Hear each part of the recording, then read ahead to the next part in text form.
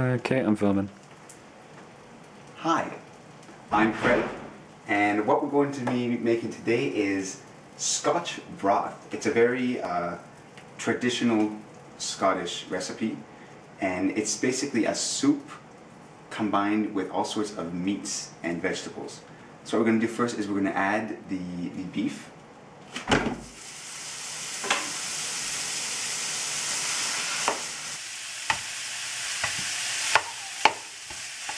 Okay. Now once you've got it all broken up like this, you're going to want to add 4 cups of water.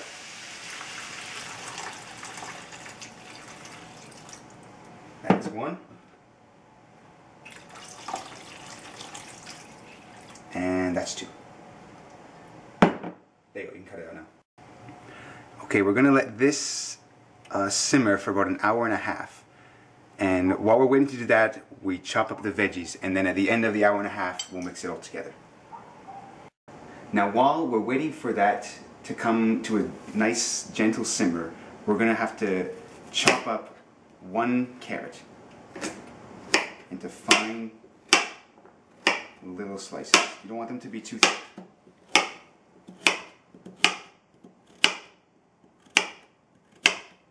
Are you catching this?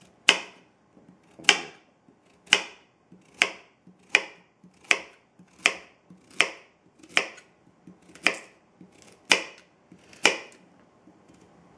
There we go, that should be good. Okay.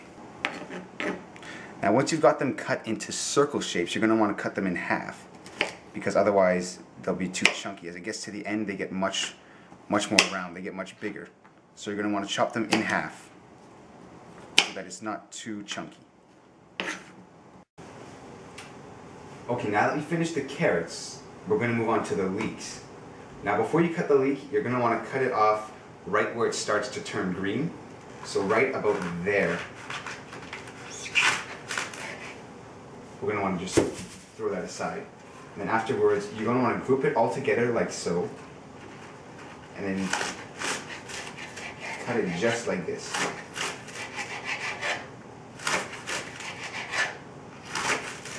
Again, it's the same as the carrots. You don't want it to be too thick,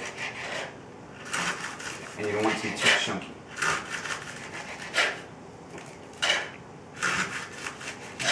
So once you have both of the leeks chopped up, it's going to look something like this, but when you cut up a leek, it's into very thin stripes, and you're going to want something that's more shredded, something that you'll be able to eat easier. So if you have one of these, then these work really well, but if not, you'll just have to use a standard kitchen knife.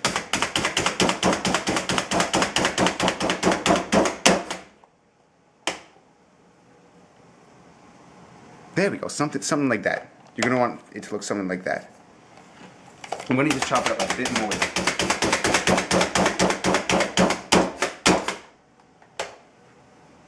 Now once you've finished with the leeks and the carrots, you're going to want to take 1 peeled turnip. You have to make sure it's peeled, because if you leave the skin on, it will leave this bittery aftertaste in your mouth that will ruin the dynamic. So you're going to want to cut it the same way that you would a tomato. You start out by cutting it into very circular slices, like so. Now once you've got it into circular stripes, you're just going to want to cut it in half each time. And then cut each of those parts in half as well. And you're going to want to continue doing this until you've got it into small, chunky little bite-sized pieces.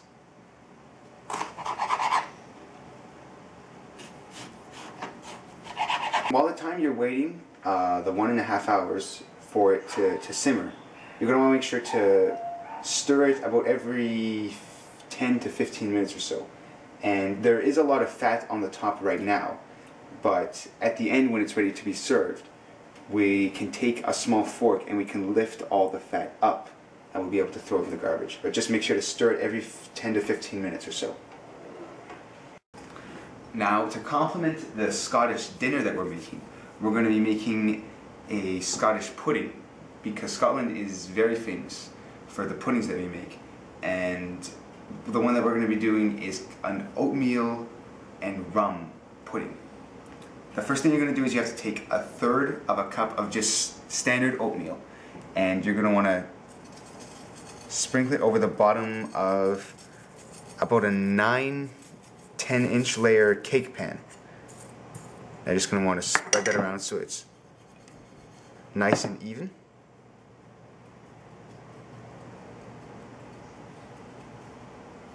Right there. Okay, you're good. Now, before you put the oatmeal in the oven, you're going to want to put the oven to 400 degrees Fahrenheit. And once it's preheated, you're going to put the cake pan with just the oatmeal on the bottom, and you're going to want to shake it every 15 minutes or so, and you're going to want to keep doing this until the flakes are a light golden brown crispy color. Okay.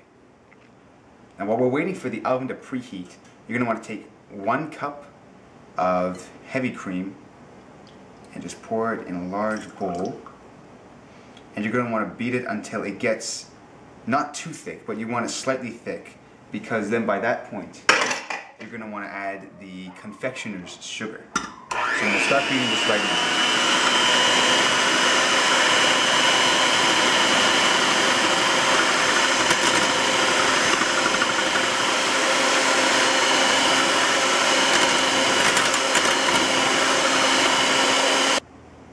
So once it's starting to look about this level of thickness, you're going to want to add the confectioner's sugar, which is basically the exact same as icing sugar.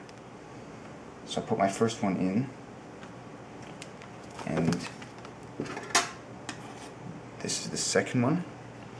You don't want to have it too thick before you put the confectioner's sugar in. You want to have it still look slightly liquidy, because by the time you add the confectioner's sugar, it's going to be quite thick. So there's the third one. I'm going to keep mixing that. And you want to, sorry, turn this off. You want to beat it until it's firm enough to form unwavering peaks on the beater when it's lifted out of the bowl. So you don't want it to just instantly run off the batter. You lift it out of the bowl. So now the oven's preheated. We're going to stick this in the oven. Now we want to make sure that it loses all the white grainy colors, and we want to make sure it's that crispy light golden brown. So we're going to check on that again in about 15 minutes or so. Okay. I'm on? Mm-hmm. Okay. Now you're also going to want, in addition to the leeks, the carrots, and the turnip, you're going to want about half of a medium-sized onion. So first, let's just cut it into smaller pieces. And then once it's cut into pieces that are small enough, we're going to use this thing right here to chop it up into small shredded parts.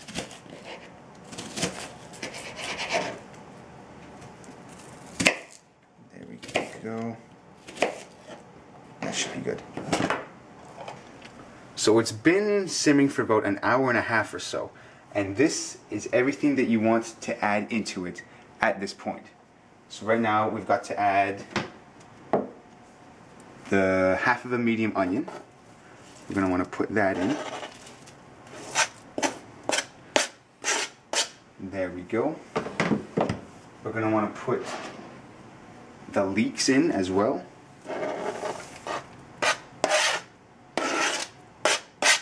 There we go. As well as 2 tablespoons of shredded parsley. Put that in right there.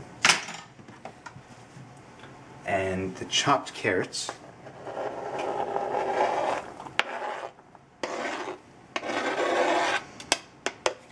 That should do.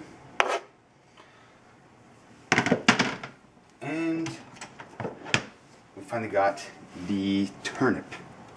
1 medium-sized turnip.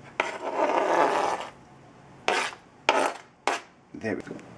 And once you've added all that, you're going to want to add about 9 tablespoons of pearl barley to it. There we go. Now that we've added everything, we're just going to want to stir it in. Nice and easy, get it all mixed up with the meat juice. And it's been simmering for about an hour and a half. And we're going to want to leave it at the same temperature for about 1 more hour. So now that we've got everything mixed in here, we're going to put the cover back on and let it simmer.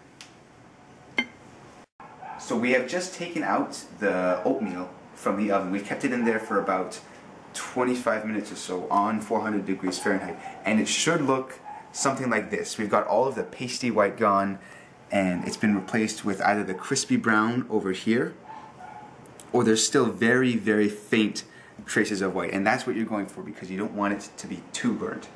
And then now that we have this, we will take the whipped cream, the confectioner's sugar, and the rum, and we will gently layer it on top of the oatmeal.